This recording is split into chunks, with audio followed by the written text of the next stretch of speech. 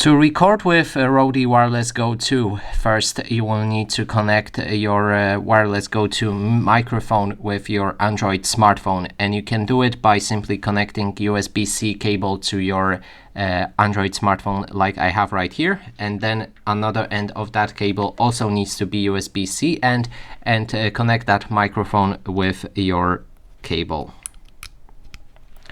Now, when it's connected, you also need a Rode Central app, and I've made a dedicated video on how to connect it with your Android smartphone, so if you're interested, be sure to watch it.